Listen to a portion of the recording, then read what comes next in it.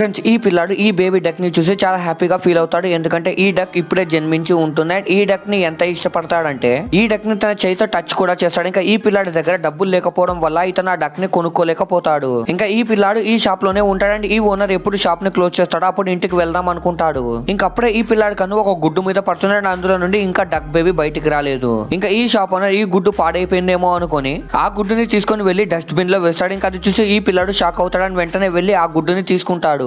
And ఈ పిల్లాడు ఆ గుడ్డుని తీసుకొని తన కోట్లో పెట్టుకుంటాడు. ఎందుకంటే గుడ్డు హీట్ గా ఉండడం కోసం. ఇంకా తన తండ్రితో ఇంటికి వచ్చేస్తాడు. ఇంకా ఈ పిల్లాడు ఒక ట్రే తీసుకొని అందులో టిష్యూ పేపర్స్ ని పెట్టి ఆ గుడ్డుని అక్కడ పెట్టి లైట్ ని ఆ గుడ్డు మీద పెడతాడు. అండ్ ఆ హీట్ వల్ల బేబీ డాక్ బయటికి వస్తుంది అనుకుంటాడు. కానీ ఎంతసేపు వెయిట్ చేసినా కానీ అందులో నుండి బేబీ బయటికి రాదు. ఇంకా ఈ పిల్లాడు 2 రోజుల నుండి వెయిట్ చేస్తూ ఉంటాడు. కానీ ఆ గుడ్డులో నుండి బేబీ బయటికి రాదు. అండ్ ఆ గుడ్డు మీద వాటర్ కూడా వేస్తాడు. ఎందుకంటే ఆ గుడ్డుని మాయిశ్చరైజర్ గా ఉంచడం కోసం. ఇంకా అప్పుడే వీళ్ళ నాన్న ఈ పిల్లాన్ని పిలుస్తాడు. వీళ్ళు క్యాంపింగ్ కోసం వెళ్తూ ఉంటారు. అండ్ అప్పుడే ఈ గుడ్డుకి ఏం జరిగిందో చూసే ముందు మీకు ఈ డబ్బుల కంటే మీ అమ్మ ప్రేమ గొప్పదని భావిస్తే వీడియోని లైక్ చేసి ఛానల్ ని సబ్స్క్రైబ్ చేసుకొని కమెంట్ లో లవ్ యూ మా అని టైప్ చేయండి. చివరికి ఇతను వెళ్లే టైంకి ఆ గుడ్డు కదులుతూ ఉంటుంది. తర్వాత ఏం జరిగిందో తెలియాలంటే పార్ట్ 2 అని కామెంట్ చేయండి.